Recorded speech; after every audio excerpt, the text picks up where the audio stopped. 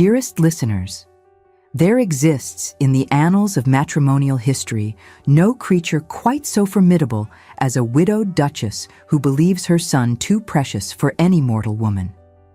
Today, your humble chronicler brings you the most heart-rending tale of a bride left to suffer in silence, a child lost in solitude, and a marriage that required nothing short of devastation to be reborn from its ashes. What unfolds is a chronicle of abandonment so cruel, betrayal so calculated, and redemption so hard-won that you shall find yourself questioning whether some sins can ever truly be forgiven. If you wish to hear more tales of hearts tested by the cruelties of our society, do grant this chronicler the favor of your like and subscription.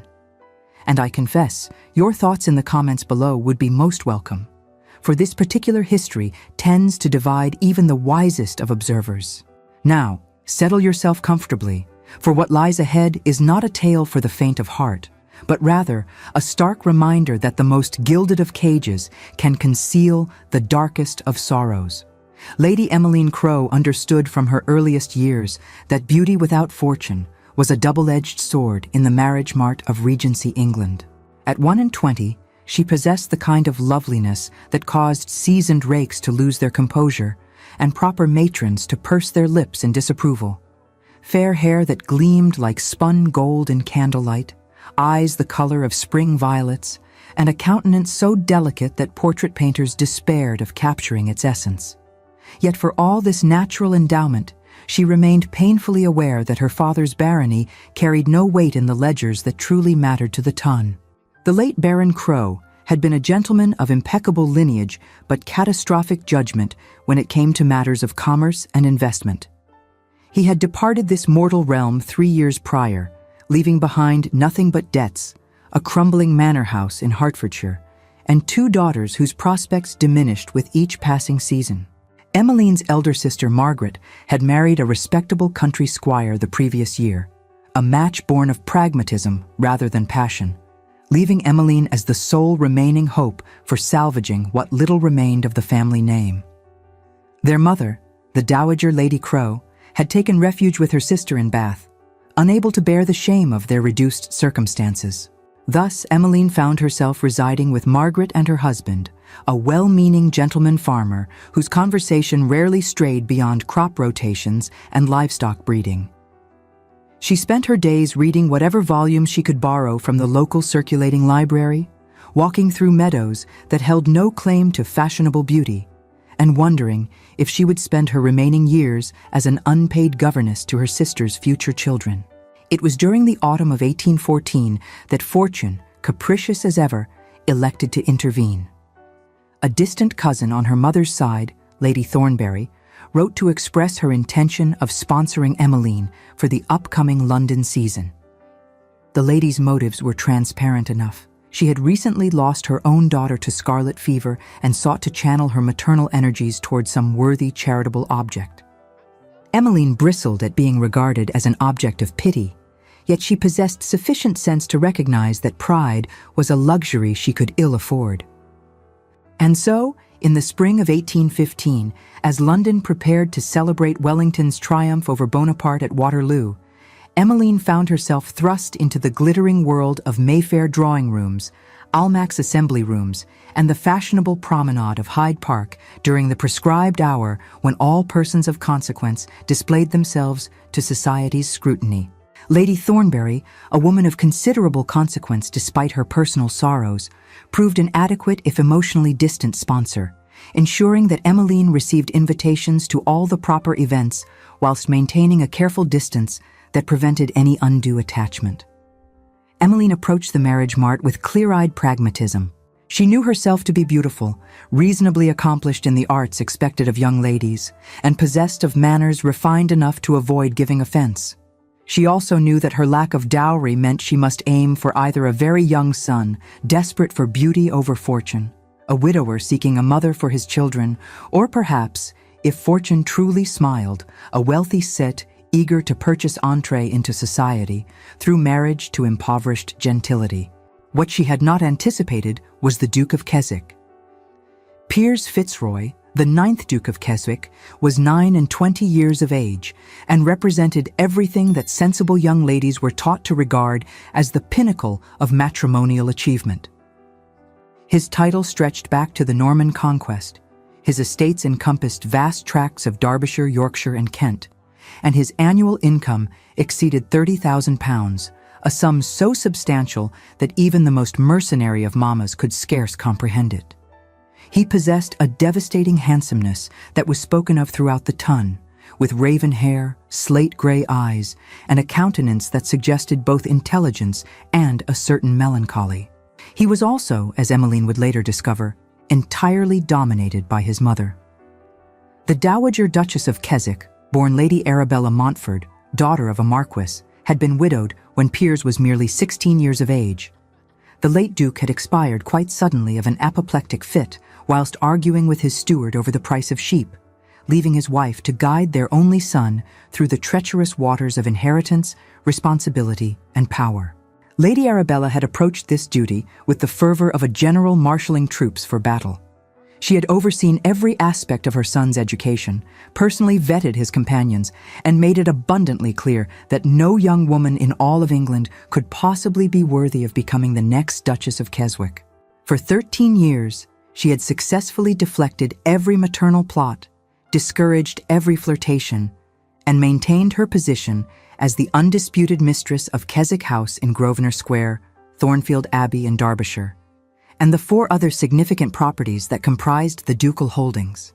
She had grown comfortable in her queenly role, had cultivated an extensive circle of admirers who valued her wit and feared her sharp tongue, and had convinced herself that she had arranged matters to her complete satisfaction.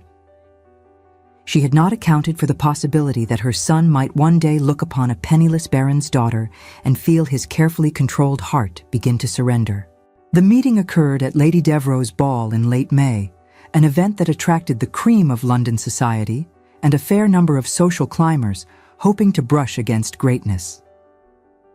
Emmeline attended in the company of Lady Thornbury, wearing a gown of white muslin trimmed with seed pearls, the only truly elegant garment she possessed, having been altered from one of her sponsor's late daughter's frocks. The ballroom itself was a crush of humanity, the air thick with the mingled scents of beeswax candles, rice powder, and wilting hothouse flowers tucked into bodices and buttonholes. The heat generated by hundreds of bodies and countless flames created an almost suffocating atmosphere, whilst the shrill sound of the orchestra's violins competed with the constant hum of conversation that rose and fell like waves against a shore. She had learned to hold her head high despite the whispers that followed her, to smile pleasantly at young gentlemen whose interest evaporated once they learned of her financial situation, and to dance with the elderly widowers and younger sons who comprised the bulk of her partners. She had just completed a country dance with a pleasant but dull second son of a viscount when she noticed a commotion near the entrance to the ballroom. The crowds parted with the precision of the Red Sea before Moses as a tall figure entered, accompanied by an elegantly dressed woman whose bearing suggested she regarded everyone present as infinitely beneath her notice. Emmeline observed Lady Thornbury's expression transform from polite interest to something approaching awe, and heard her sponsor murmur that the Duke of Keswick had arrived and that he had brought his formidable mother. Emmeline's first thought upon seeing Piers Fitzroy was that the poets had not exaggerated when they described the physical effect of great masculine beauty upon the female constitution. Her second thought was that the cold, distant expression he wore suggested a man who found the entire enterprise of social gatherings intensely wearisome. He moved through the room with the grace of a predator who knew himself to be at the top of the natural hierarchy, accepting greetings with minimal warmth, dancing with precisely those young ladies whose rank made refusal impossible, and maintaining an air of such profound ennui that half the debutantes in the room fell immediately and hopelessly in love with him. The Dowager Duchess, by contrast, moved through the assembly with the energy of a woman half her age, her sharp eyes cataloguing every detail, her conversation calculated to charm those who mattered and dismiss those who did not. She wore purple silk, expensive enough to border on vulgarity, adorned with amethysts that proclaimed her wealth with all the subtlety of a town crier. Her handsome face, still beautiful despite her 50 years, wore an expression of perpetual assessment, as though she were a magistrate weighing evidence in a particularly tedious trial. Emmeline had no expectation of being introduced to such elevated personages. Young ladies of her station might glimpse dukes from across crowded rooms, but rarely presumed to approach their orbit. She had resigned herself to observing the Duke of Keswick from a safe distance when fate, in the form of Lady Thornbury's determination to prove her own consequence, intervened. Lady Thornbury had enjoyed a brief friendship with the Dowager Duchess some 20 years prior, before the latter's elevation to ducal status had rendered such friendships between those of differing rank unnecessary. Now, seized by either sentiment or ambition, she led Emmeline directly toward the formidable woman and performed what could only be described as an aggressive introduction. The Dowager Duchess received them with glacial politeness, her eyes passing over Emmeline with the interest one might accord a moderately well-executed piece of needlework, worthy of a brief glance but nothing more. She responded to Lady Thornbury's pleasantries with the minimum courtesy required, clearly preparing to dismiss them both with elegant efficiency when something entirely unexpected occurred. The Duke of Keswick, who had been standing beside his mother in an attitude of profound boredom, suddenly looked at Emmeline with an expression that could only be described as arrested attention. His grey eyes, which had appeared so cold and disinterested mere moments before, now focused upon her face with an intensity that caused her breath to catch in her throat. For a long moment, neither spoke, and the silence stretched between them like a taut violin string awaiting the bow.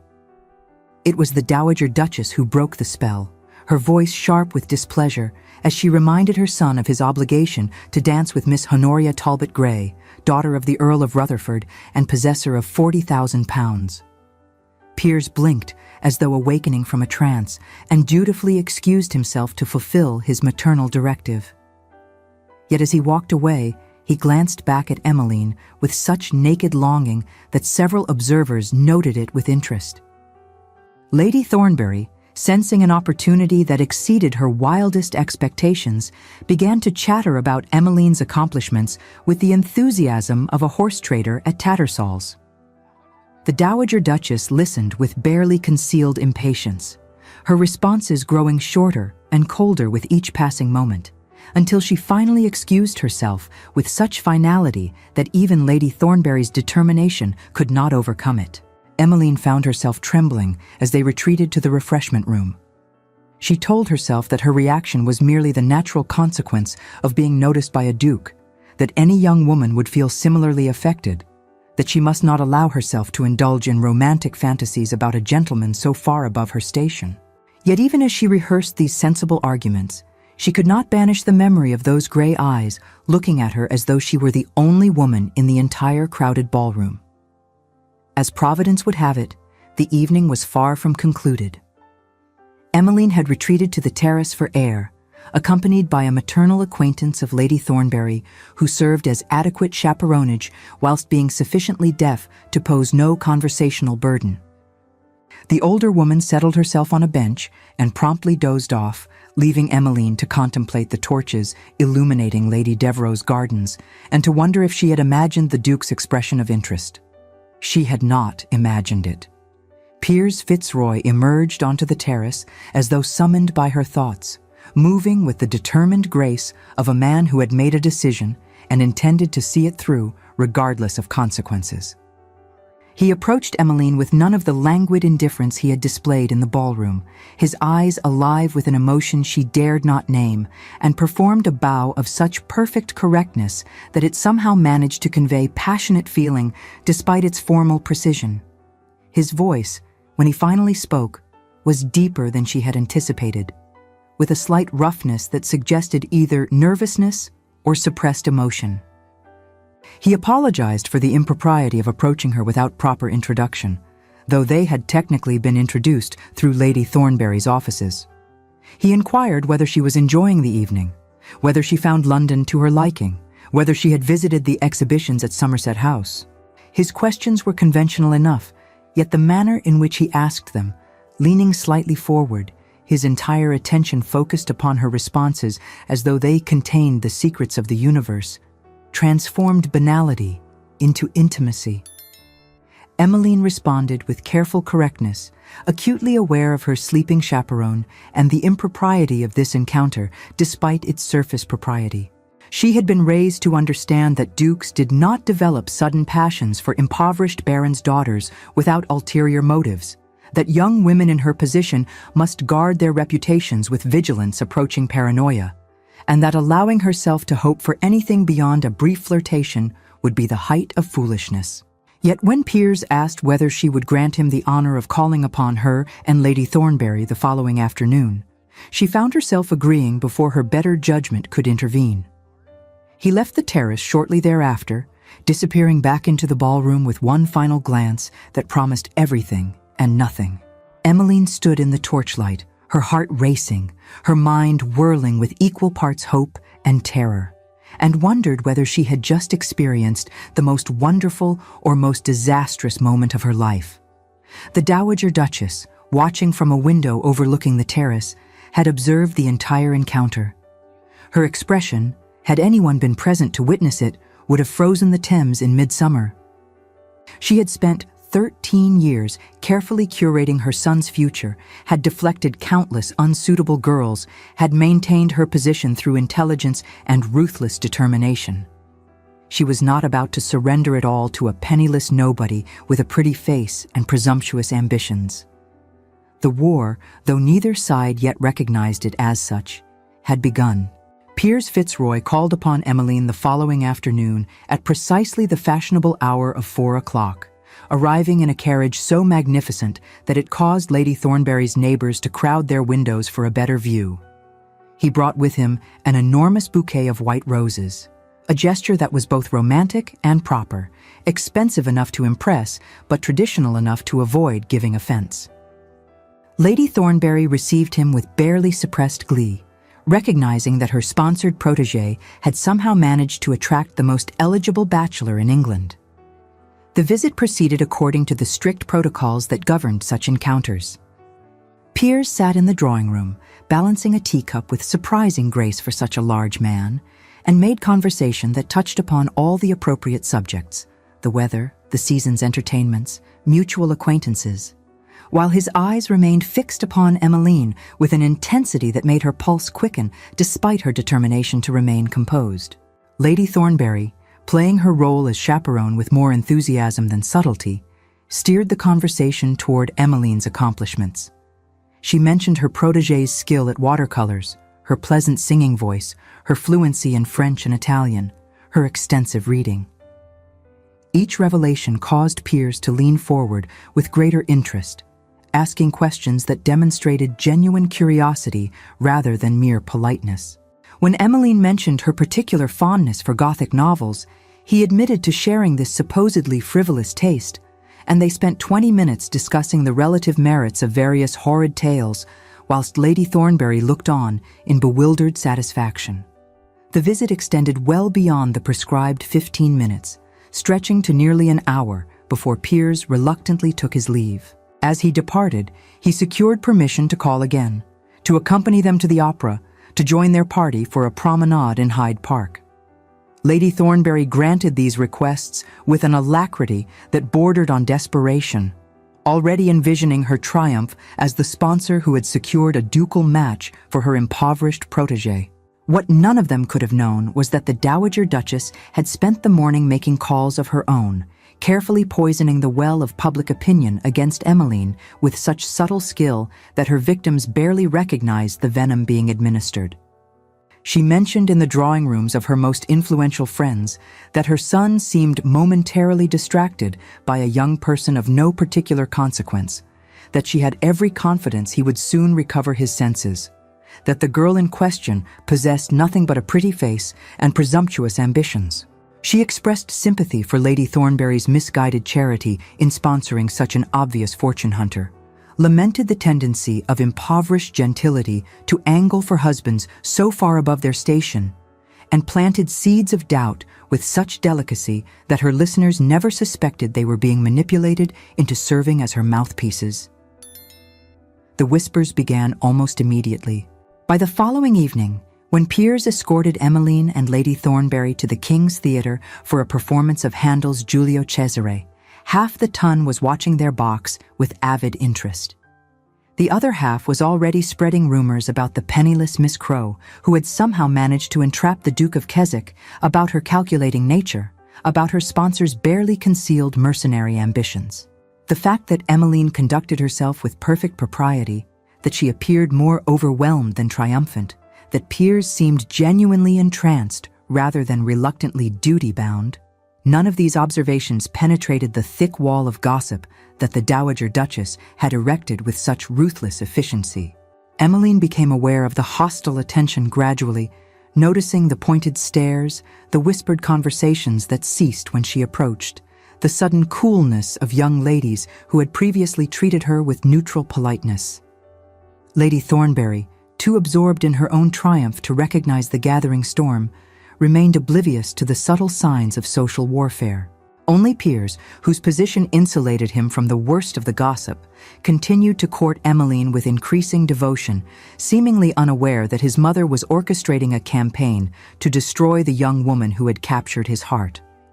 The courtship progressed with the stately inevitability of a ship sailing toward a hurricane. Piers called daily, accompanied Emmeline to exhibitions and concerts, sent her books he thought she would enjoy. He revealed himself to be far more than the cold, distant figure he presented to society, possessed of a dry wit, extensive learning, and a gentleness that contrasted sharply with his imposing physical presence. He spoke to her as an equal, solicited her opinions on matters of genuine substance, and listened to her responses with an attention that made her feel, for the first time in her life, truly valued. Emmeline, despite her determination to guard her heart, found herself falling helplessly in love with a man she knew she could never truly have.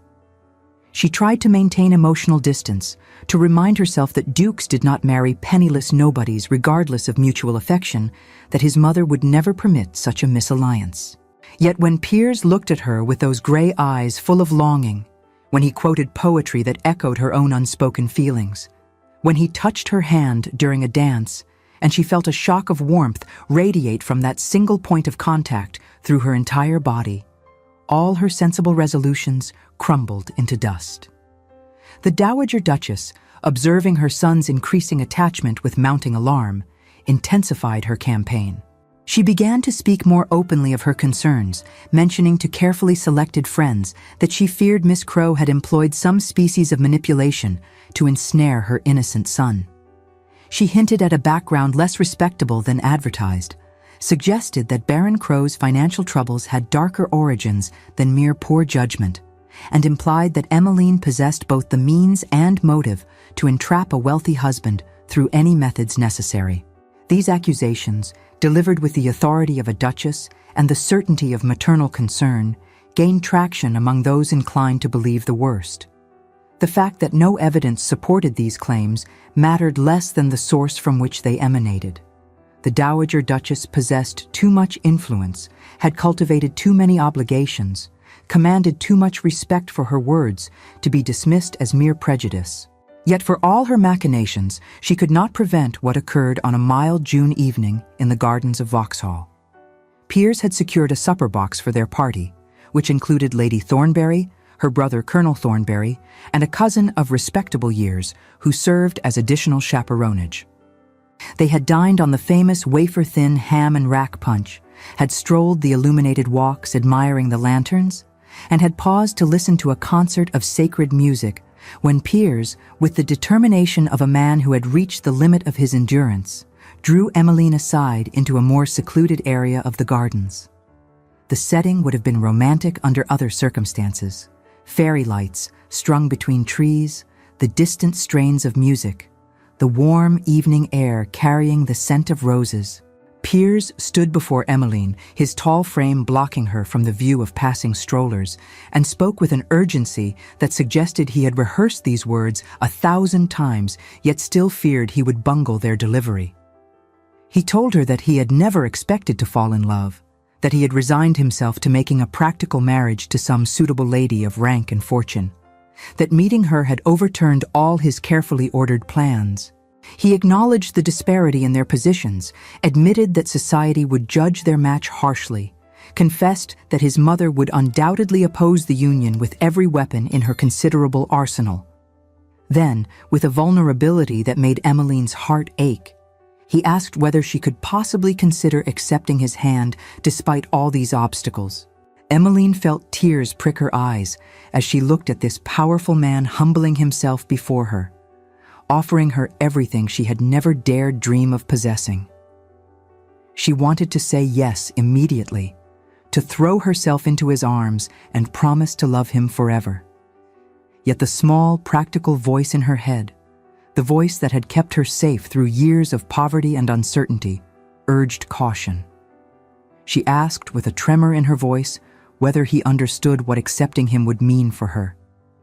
She would be entering a world where she would never truly belong, where his family and friends would always regard her as an interloper, where she would be perpetually judged and found wanting. Could he truly promise to stand by her against such opposition? Could he vow that he would not come to resent her for the social difficulties their marriage would inevitably create? Piers took her hands in his, heedless of propriety, and swore with a fervor that seemed to emanate from his very soul that he would protect her always, that he would never allow anyone, not even his mother, to make her feel unwelcome or unloved, that she would be not merely his wife, but his partner, his equal, his greatest treasure. How could she refuse such a declaration? She accepted his proposal with tears streaming down her face, and for one perfect moment, standing in the shadowy gardens whilst music drifted on the evening air, they allowed themselves to believe that love could conquer all obstacles. They were both desperately, tragically wrong. The engagement caused a sensation that rippled through London society like a stone dropped into a still pond. Those inclined toward romanticism celebrated the Duke who had chosen love over mercenary calculation. Those of more practical bent expressed shock that such an eligible gentleman had wasted himself on a nobody.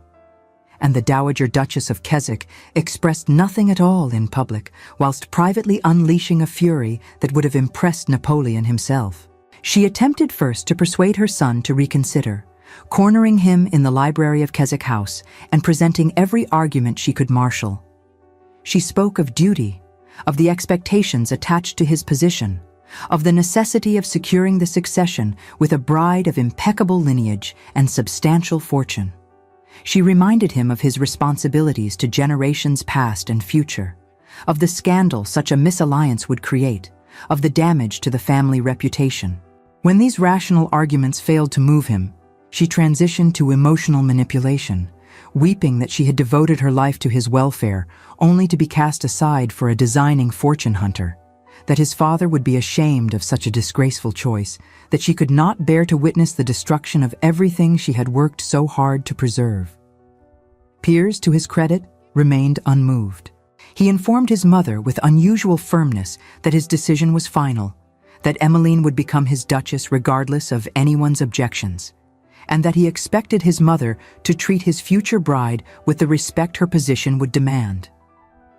The Dowager Duchess, recognizing that direct opposition had failed, changed tactics with the swiftness of an experienced general. She became outwardly gracious in defeat.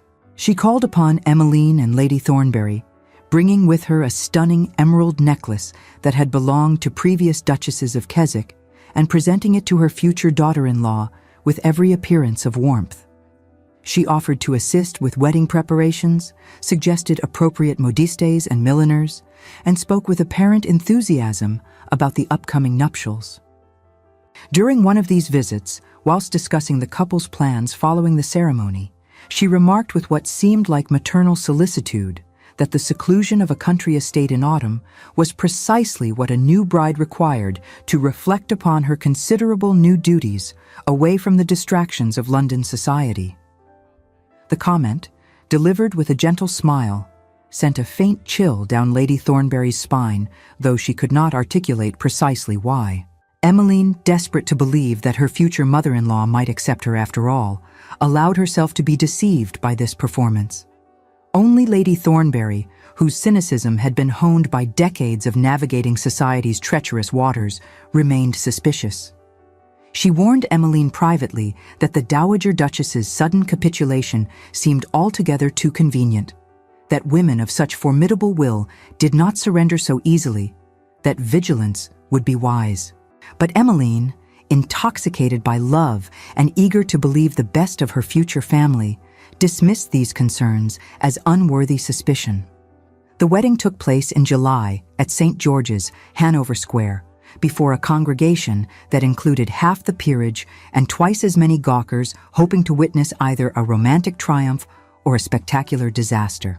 Emmeline wore a gown of ivory silk so magnificent that it made her previous wardrobe look like servants' cast-offs, her hair dressed with orange blossoms, the Keswick emeralds glowing at her throat like captured starlight. She looked, by all accounts, ethereally beautiful and terrified. Piers stood at the altar in his formal attire, his expression a mixture of pride, love, and determination that would have moved even the most cynical observer.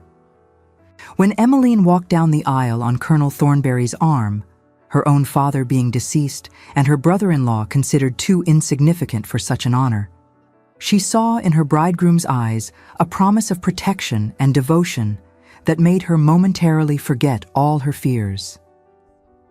The ceremony proceeded with the traditional solemnity, the vows exchanged in voices that trembled with emotion, the ring placed upon Emmeline's finger with a gentleness that belied Piers's large hands. When the vicar pronounced them man and wife, and Piers lifted her veil to bestow the ceremonial kiss, Emmeline felt certain that she stood at the threshold of lasting happiness. She could not have been more mistaken. The wedding breakfast at Keswick House was a lavish affair, featuring delicacies from across the empire and wines that cost more per bottle than Emmeline's family had spent on food for an entire year. The Dowager Duchess presided over the festivities with gracious charm, playing the role of welcoming mother-in-law with such conviction that even Lady Thornbury began to doubt her earlier suspicions. She toasted the happy couple, welcomed Emmeline to the family with apparent sincerity, and expressed her delight at gaining a daughter. Yet beneath this veneer of acceptance, her mind was already calculating the next phase of her campaign. She had lost the battle to prevent the marriage, but the war for control of her son and her position was far from concluded. The first indication of trouble came when Piers announced their plans for the wedding journey. Emmeline had assumed they would travel to Italy or France, as was fashionable among those who could afford such extravagance. Instead, Piers explained with apparent enthusiasm that they would retire to Thornfield Abbey, his principal estate in Derbyshire, where they could enjoy privacy and solitude, away from London's prying eyes. The Dowager Duchess endorsed this plan with suspicious eagerness, mentioning that she herself would remain in London for the remainder of the season, attending to various social obligations. She assured them that she would not dream of intruding upon their honeymoon period, that young couples needed time to establish their marriage without maternal interference, that she would join them at Thornfield in the autumn when the weather turned cold. Emmeline, inexperienced in reading the subtle currents of aristocratic manipulation, heard only the promise of solitude with her new husband, and felt relief rather than suspicion. Piers, who loved his mother despite her flaws and desperately wanted to believe in her apparent acceptance, chose to interpret her cooperation as genuine goodwill rather than strategic positioning. They departed for Derbyshire the following morning, traveling in the ducal carriage with its magnificently matched horses and liveried servants. As they rolled through the countryside toward their new home, Emmeline leaned against her husband's shoulder and allowed herself to believe that all would be well, that love had indeed conquered all obstacles, that the difficulties of her engagement were behind her.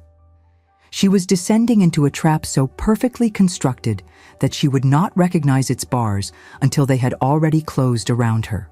Thornfield Abbey rose from the Derbyshire hills like a monument to aristocratic power, its grey stone walls and Gothic towers speaking of centuries of Fitzroy dominance over the surrounding countryside.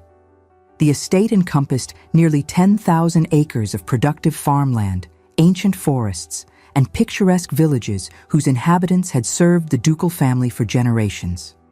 It was magnificent, imposing and, as Emmeline would soon discover, profoundly isolating. The first weeks of marriage passed in a haze of happiness that temporarily obscured the gathering shadows. Piers proved an attentive and gentle husband, considerate of her inexperience and determined to ensure her comfort in this new life.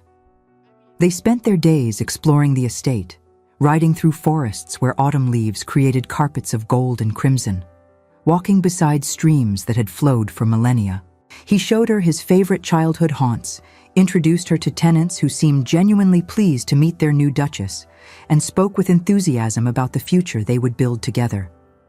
In the evenings, they dined in the small family dining room rather than the cavernous formal hall, played cards or chess, and talked for hours about everything and nothing. Emmeline felt herself falling ever deeper in love with this complex man who had chosen her despite all opposition, who valued her opinions and laughed at her wit, who made her feel cherished in ways she had never imagined possible. Yet even during this honeymoon period, small incidents began to accumulate like autumn leaves before a storm. Letters from London arrived irregularly, often opened and resealed, with explanations that the seal had been damaged in transit. Invitations to visit neighboring estates somehow failed to reach them, with servants claiming ignorance about their delivery. The household staff, whilst outwardly respectful, maintained a careful distance from their new mistress, looking to the steward and housekeeper for guidance rather than accepting Emmeline's tentative attempts at authority.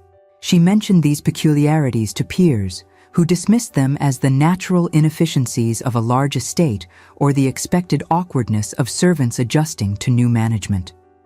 He assured her that she would establish her authority gradually, that these matters required patience rather than confrontation. Emmeline, inexperienced in managing such an establishment and eager to avoid conflict, accepted his explanations and tried to focus on the positive aspects of her new life. Then, in late September, everything changed.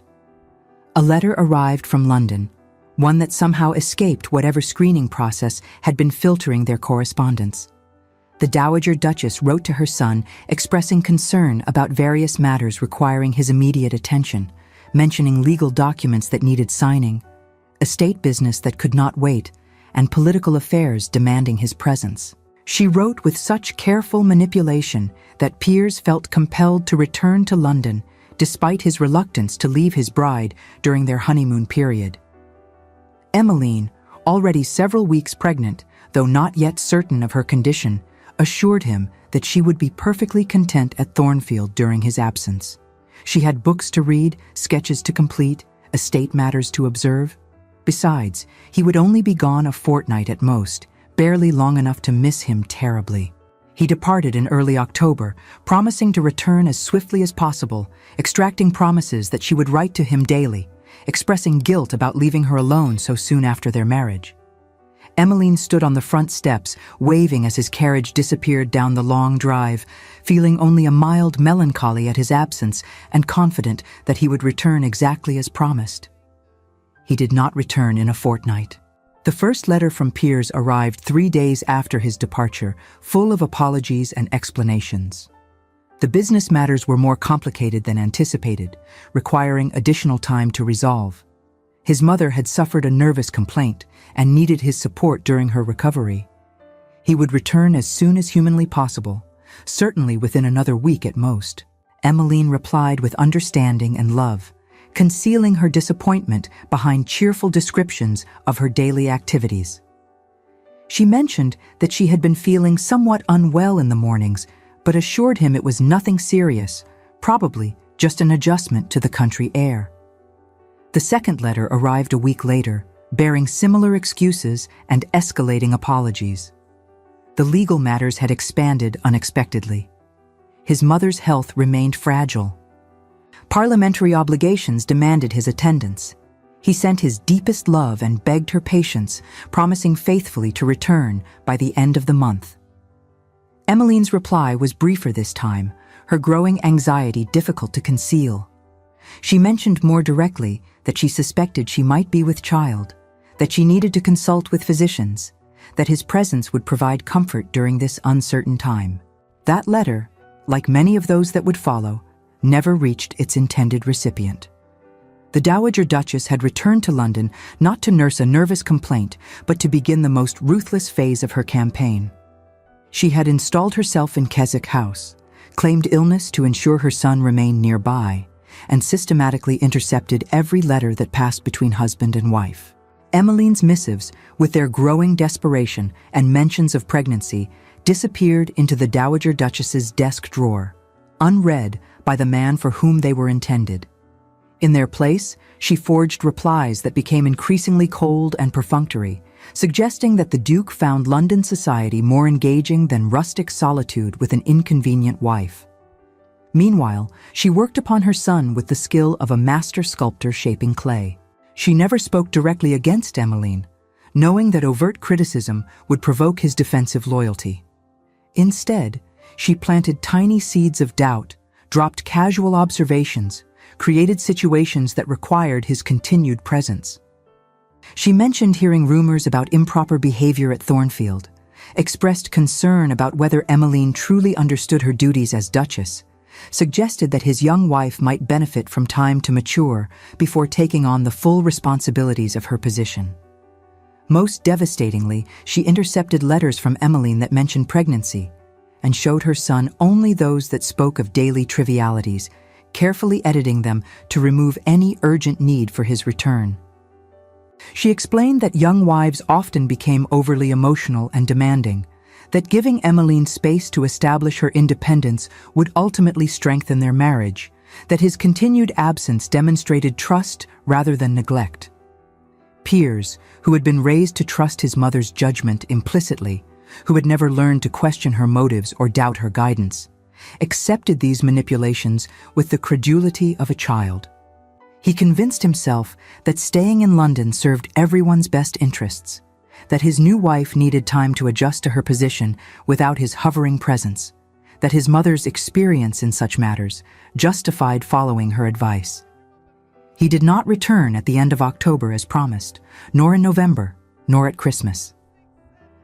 Winter descended upon Thornfield Abbey with bitter cold and heavy snows that isolated the estate from the surrounding countryside.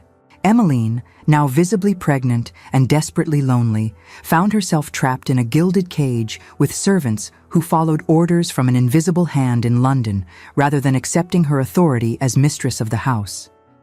She wrote to Piers daily, her letters progressing from loving patience to confused hurt, to barely suppressed panic as her pregnancy advanced and her husband remained absent.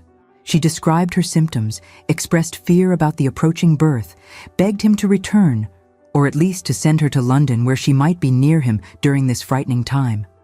She wrote of her isolation, of the servants' subtle insubordination, of her growing suspicion that something was terribly wrong. None of these letters reached their destination. The Dowager Duchess, monitoring the correspondence with obsessive attention, recognized that Emmeline's pregnancy posed a significant threat to her plans. A child, particularly a male heir, would cement the marriage and ensure Emmeline's position regardless of any subsequent attempts to separate the couple. She needed to prevent Piers from learning about the pregnancy until circumstances had progressed beyond his ability to intervene effectively. She forged responses to Emmeline's letters, writing in her son's hand with practiced skill honed through years of signing his correspondence during his minority. These fabricated letters grew increasingly cold, suggesting that the Duke found his wife's neediness tiresome, that he questioned whether she was truly suited to her position, that he required space to reconsider their hasty marriage. They never explicitly rejected her, but maintained enough ambiguity to wound without providing concrete grievance. Emmeline, reading these cruel missives in her lonely chambers, felt her world crumbling around her. She could not comprehend what she had done to deserve such treatment. How the man who had sworn eternal devotion could abandon her so completely. She examined her behavior obsessively, searching for faults that might explain his withdrawal. Had she been too familiar? Not formal enough? Too demanding of his attention? Not grateful enough for his condescension in marrying her? The pregnancy became increasingly difficult as winter deepened. Without proper medical attention, the local physician being elderly and half-blind, while the more competent doctors in Derby remained mysteriously unavailable. She suffered through complications that would have alarmed anyone with medical knowledge. She experienced severe swelling in her extremities, crushing headaches that left her prostrate for days, and alarming pains that suggested her body was not tolerating the pregnancy well. Each symptom was a warning sign that went unheeded, each pain a cry for help that echoed through empty corridors. She wrote frantically to Piers about these symptoms, begging him to send his London physicians or at least to come himself. Her letters grew increasingly desperate, the elegant script deteriorating into scrawls as her hands shook with pain and fear. She pleaded, she reasoned, she wept onto the pages. These letters, like all the others, vanished into the Dowager Duchess's collection, filed away as evidence of the writer's hysterical unsuitability, rather than delivered to their intended recipient. The silence that followed each missive was deafening. By February, Emmeline had stopped writing. She had finally accepted what she believed to be the truth, that her husband regretted their marriage, that he had been manipulated into the match by momentary infatuation, that he now despised her for trapping him with her inferior birth and presumptuous ambitions. The realization broke something fundamental in her spirit, transforming the hopeful young woman who had arrived at Thornfield into a hollow-eyed ghost who haunted the corridors of her prison. The servants, following orders from London conveyed through the steward, maintained the fiction that everything was proceeding normally. They brought meals she could not eat, maintained chambers she barely inhabited, and avoided her desperate attempts at conversation with the efficiency of well-trained automatons. The isolation became so complete that Emmeline began to doubt her own perceptions, wondering if she had imagined her husband's love, if the whole courtship had been a cruel delusion conjured by her desperate desire to escape poverty. Meanwhile, in London, Piers attended parliamentary sessions and social obligations with the dutiful efficiency his mother had always demanded of him. He felt occasionally a twinge of guilt about his prolonged absence from Thornfield, particularly when passing the library where he and Emmeline had spent so many pleasant hours discussing literature. Once, at a political dinner, he mentioned to his mother that perhaps he should return to Derbyshire, that his wife might need his support as she adjusted to her new position. The Dowager Duchess had placed a gentle hand upon his arm and spoken with such maternal wisdom that he felt ashamed of his doubts. She reminded him that young wives required independence to develop confidence in their roles, that his constant presence would make Emmeline reliant upon him rather than capable in her own right. That absence in the early months of marriage often strengthened the eventual bond by allowing each party to grow individually. Her logic seemed impeccable, her concern genuine, and Piers, who had been trained since childhood to trust her judgment, suppressed his instincts and remained in London, whilst his wife wept alone in their country estate. In early March, 7 months into her pregnancy and 3 weeks before her time, Emmeline's body finally surrendered to the accumulated stresses of isolation, inadequate medical care, and crushing despair. The labor began prematurely while she was alone in her chambers, the pains striking with such sudden violence that she barely managed to summon her maid before collapsing. The birth that followed was a nightmare of agony and terror. The elderly local physician arrived hours too late, fumbling with instruments and procedures while Emmeline screamed herself hoarse. The child, a tiny, perfect boy who might have lived with proper medical intervention, arrived stillborn, his miniature face peaceful as though he had simply decided that this cold, unwelcoming world was not worth entering. Emmeline held her dead son for hours, weeping with a grief so profound that it seemed to emanate from the very stones of Thornfield Abbey. She had lost everything, her husband's love, her position, her future, and now she had lost even this small hope of finding purpose in motherhood. The servants, terrified by her complete emotional collapse, finally took initiative and sent an urgent message to London informing the Duke that his heir had been lost and his wife appeared to be dying. That message, sent by express rider through treacherous weather, reached Keswick House within 2 days. Piers received it whilst dressing for a dinner party his mother had arranged with several eligible widows whose company she felt he should cultivate for future reference. He read the stark words, "Her Grace delivered prematurely. The child was lost. The Duchess is gravely ill," and felt the world tilt beneath his feet. He turned to his mother, who stood in the doorway of his dressing room, and asked in a voice devoid of emotion why he had not been informed that his wife was with child. The Dowager Duchess, caught completely off guard by the arrival of a message she had not managed to intercept, recovered her composure with admirable speed and expressed shock that Emmeline had hidden such important news. Surely his wife had mentioned the pregnancy in her letters. How very strange that she would conceal such a matter from her husband. Piers, his mind working with sudden terrible clarity, demanded to see Emmeline's letters. All of them. Immediately. His mother attempted prevarication, claiming they were filed away in various locations, suggesting that such matters could wait until after they had dealt with the immediate crisis. But something in her expression, a flash of fear quickly concealed, told Piers everything he needed to know about where the letters had gone and who had intercepted them. He pushed past her without another word, striding to her private sitting room where she maintained a locked desk containing her personal correspondence. He demanded the key. When she refused, he broke the lock with his bare hands, heedless of the splintering wood and the blood that ran from his torn knuckles. Inside, arranged with meticulous organization, he found months of letters from his wife.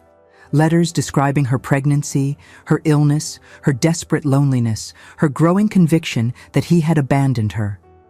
He read them all while his mother watched in frozen silence, her carefully constructed deceptions crumbling like sandcastles before an incoming tide. It was not a gradual process of understanding. It was a single blow of clarity, brutal and absolute. As he read his wife's pleas for help, written in the same elegant hand he had so admired, and compared them to the cold fabrications his mother had shown him, the world he had known did not merely crumble. It revealed itself as a complete fraud, built upon her cruelty and his own unforgivable stupidity. With each letter, his breathing grew more labored, his hands trembling not merely with rage, but with a self-recrimination so profound it threatened to crush him entirely. When he finally looked up at the woman who had raised him, who had controlled every aspect of his life, who had just destroyed his marriage and killed his child through deliberate malice, he barely recognized himself in the words he spoke. He ordered her from his house, permanently. She was to quit Keswick House immediately, to take herself to the Dowager property in Kent, to never again presume to interfere in his life or approach his wife. She would receive her jointure as legally required, but nothing more. No visits, no correspondence, no place in his future, or that of any children he might eventually have. She had proven herself unworthy of the trust he had placed in her, and he would never forgive her for what she had done. The Dowager Duchess, faced with the complete collapse of her authority, attempted one final manipulation. She wept, claimed she had acted only from concern for his welfare, insisted that she had been protecting him from an unsuitable match. But Piers, finally seeing his mother clearly for the first time in his life, remained unmoved by her tears. He left her weeping in the ruins of her sitting room and departed for Derbyshire, driving through the night in weather that would have made more sensible men seek shelter. He arrived at Thornfield 36 hours after receiving the message, exhausted and half frozen, to find his wife lying in their chambers like a corpse awaiting burial. Emmeline did not acknowledge Piers's arrival. She lay in the great bed with her eyes open but unseeing, her body having survived the birth, whilst her spirit had fled to some unreachable place where pain could not follow.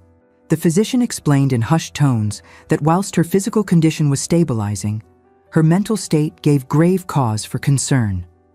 She had not spoken since the child's death, had not wept since the initial hours of grief, had not shown any awareness of her surroundings or any interest in continued existence.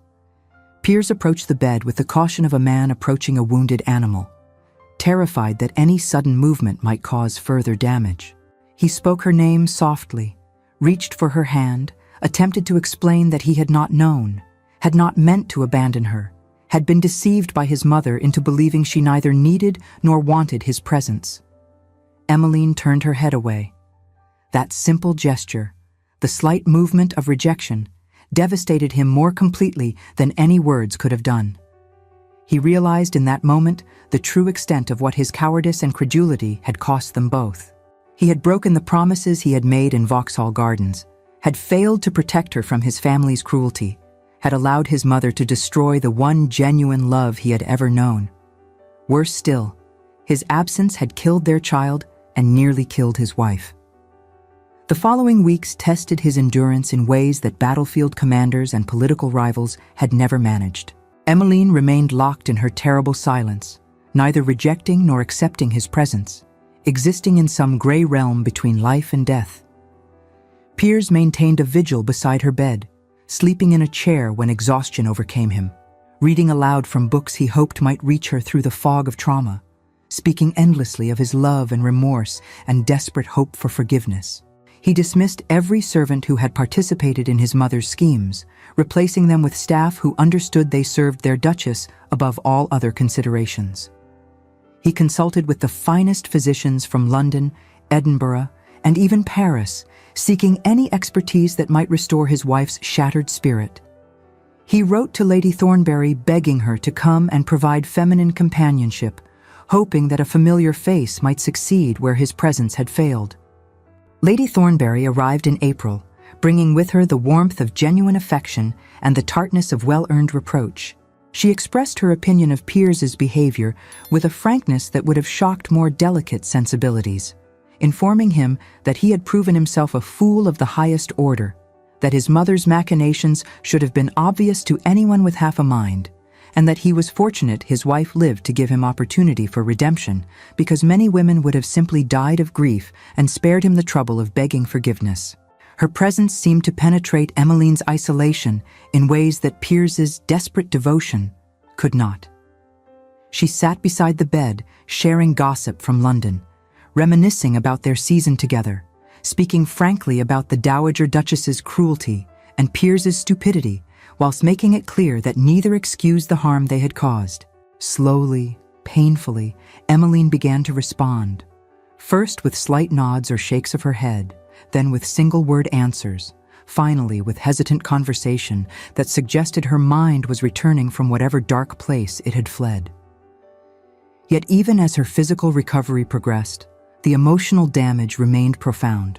She could not bear to look at Piers without remembering the months of abandonment, could not hear expressions of love without recalling the cruel letters she had believed were his true sentiments, could not contemplate intimacy with a man who had proven himself so utterly untrustworthy.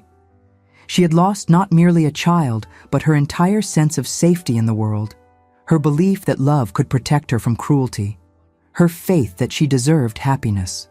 Piers accepted her rejection with more grace than he had shown in any previous trial. He moved into separate chambers, maintaining respectful distance whilst remaining available should she need anything. He consulted her on estate matters despite having no legal obligation to do so, gradually transferring genuine authority over household management and tenant relations into her capable hands. He spoke honestly about his mother's manipulations whilst accepting full responsibility for having been manipulated, making no excuses for failures that had proven catastrophic. Months passed. Summer arrived, transforming Thornfield's gardens into riots of color and scent that seemed to mock the emotional winter still gripping the household.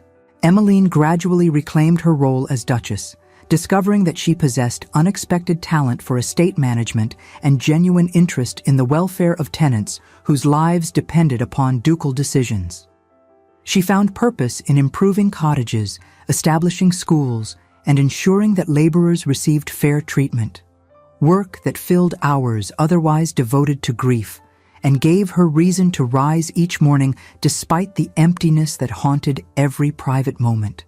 Piers watched her transformation from a distance, taking pride in her accomplishments whilst aching for the intimacy they had lost.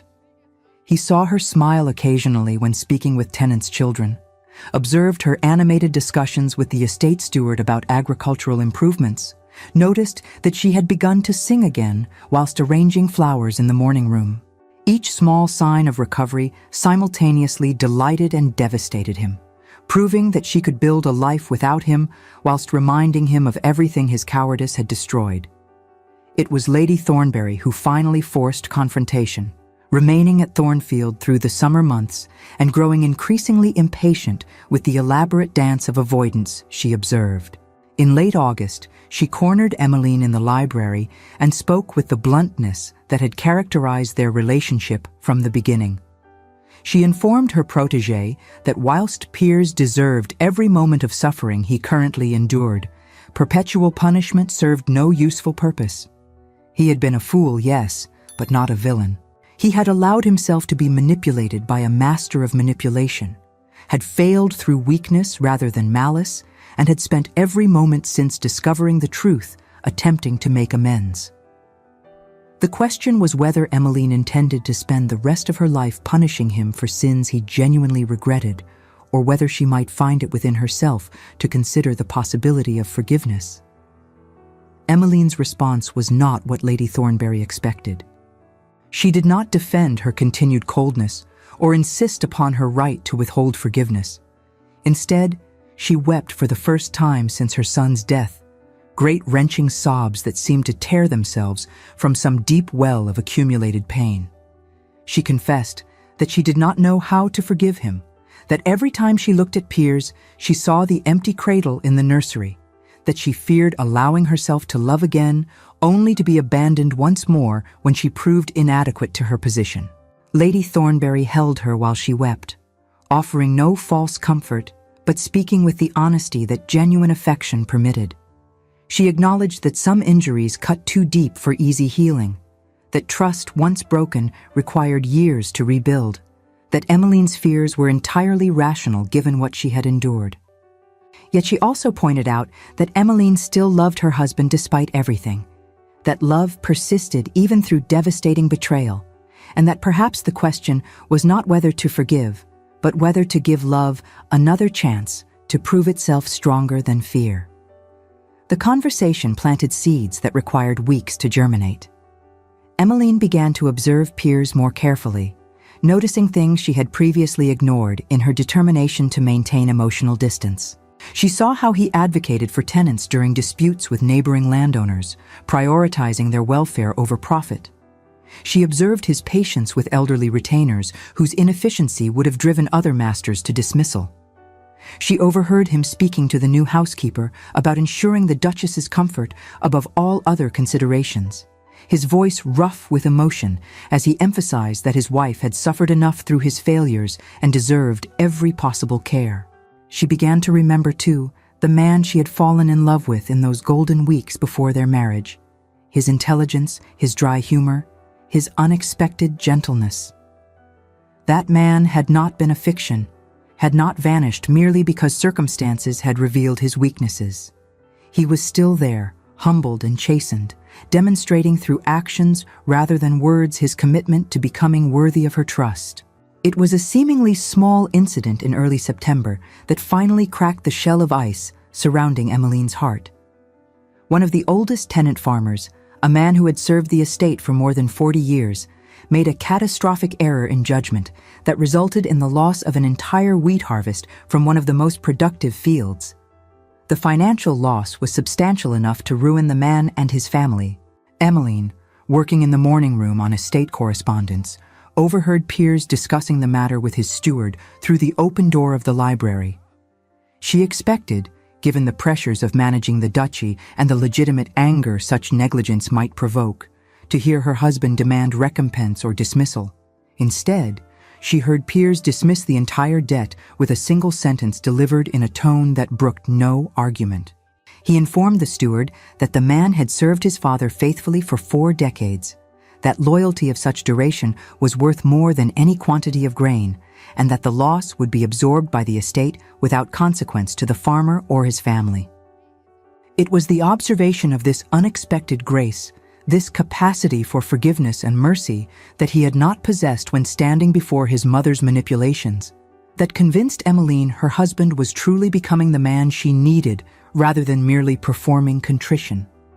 A man who could extend such generous pardon to a servant might perhaps deserve the chance to earn her own forgiveness. In September, 1 year after Piers had departed for London and set in motion the catastrophe that had destroyed their happiness, Emmeline made a decision. She would not, could not, simply forgive and forget, could not pretend that the past months had not occurred or that the damage could be easily repaired. But she could acknowledge that she wanted to try, that the alternative, spending the rest of her life locked in grief and anger, held no appeal, that perhaps love deserved another chance even if trust required years to rebuild. She sought him out in his study, where he spent most evenings poring over estate ledgers and correspondence. He looked up at her entrance with an expression of such naked hope that she nearly lost her courage. But she forced herself to speak the words she had rehearsed 100 times, telling him that whilst she could not promise immediate forgiveness, she was willing to attempt reconciliation. She proposed that they begin again, as strangers learning to know each other, building trust gradually through demonstrated commitment rather than passionate declarations. Piers accepted these terms with a gratitude that would have been humiliating had it not been so clearly sincere. He promised to earn back her trust day by day, to prove through actions that he had learned from his catastrophic failures, to never again prioritize anyone's wishes or comfort above her own. The rebuilding proceeded slowly, painfully, with setbacks and silences that tested them both. They began taking walks together through the estate, discussing matters of business and gradually progressing to more personal conversations. They shared meals, first in formal silence and eventually with hesitant exchanges that reminded them both of earlier intimacy. They read aloud to each other in the evenings, finding in literature a safe space where emotions could be explored through fictional proxies rather than dangerous personal revelations. Emmeline discovered that Piers had indeed changed, that his mother's exile had freed him to become the man he might have been, had he not been raised under her suffocating control. He learned to recognize manipulation, to question authority, to prioritize his wife's welfare above all competing demands. He proved, through countless small acts of consideration and larger demonstrations of loyalty, that his devotion was real and enduring. Months became years. The trust that had been shattered so completely began to knit itself back together, scarred and imperfect, but genuine. In the spring of 1818, 3 years after their disastrous wedding, Emmeline realized that she had fallen in love with her husband again, or perhaps that she had never truly stopped loving him despite everything. This love was different from the passionate infatuation of their courtship, tempered by experience and loss. But it was also deeper, more resilient, rooted in genuine knowledge rather than romantic fantasy. She went to his chambers late one evening, entering without knocking for the first time since her recovery. Piers looked up from his book with surprise that transformed to wonder as she approached the bed. She told him simply that she was ready, that she had forgiven him as much as anyone could forgive such injuries, that she wanted to truly be his wife rather than merely sharing his name and home. Their reunion was tender rather than passionate, marked by tears and whispered reassurances as they rediscovered the physical intimacy that had been lost along with so much else. It was, in its own way, more meaningful than their wedding night had been, a conscious choice to trust again, rather than the inevitable culmination of romantic courtship. In the autumn of 1819, Emmeline delivered a healthy daughter they named Grace, a word that encompassed forgiveness, divine favor, and the elegant movement through which they had learned to navigate their complicated love. The child's arrival did not erase the pain of their lost son, but it suggested that life could continue despite tragedy, that hope could be reborn even from devastating loss. The Dowager Duchess, confined to her dower property in Kent and forbidden all contact with her son, learned of the birth through the newspapers. She spent her remaining years, she would die in 1822 of influenza, in bitter isolation, attended by servants who pitied or feared her but never loved her, contemplating the empire she had lost through her refusal to relinquish control. Piers and Emmeline never spoke of her after her exile. She became, In their shared history, merely a cautionary tale about the dangers of allowing others to control one's life and choices. They focused instead on building a marriage that, whilst bearing scars of its near destruction, had proven itself capable of surviving even the cruelest tests. And so, another tale of hearts tested by cruelty reaches its conclusion, not with the simple happiness of fairy stories, but with the complicated redemption of genuine human experience. Love, it seems, can survive even devastating betrayal, though never without cost.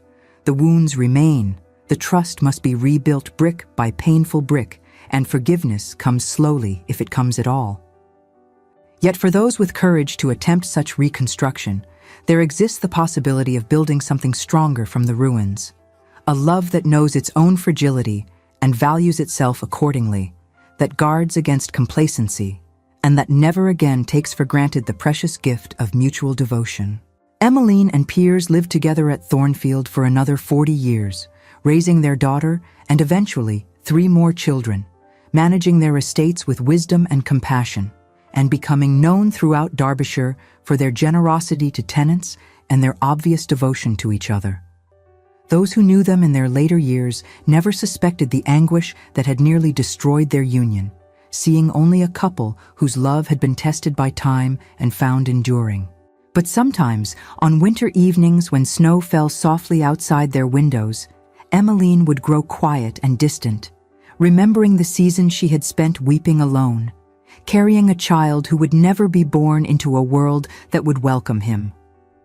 And Piers, observing her silence, would draw her close and hold her until the memory passed, offering without words the comfort that had come too late once but would never fail again. For this, dear listeners, is the nature of the deepest wounds. They never disappear completely. They become part of who we are, a map of where we have been and the battles we have survived. The love of Piers and Emmeline was not a tale of perfection, but of reconstruction. And perhaps the strongest love is not that which never breaks, but that which, once shattered, has the courage to be remade, piece by painstaking piece, into something new, wiser, and infinitely more precious than the innocent passion that came before.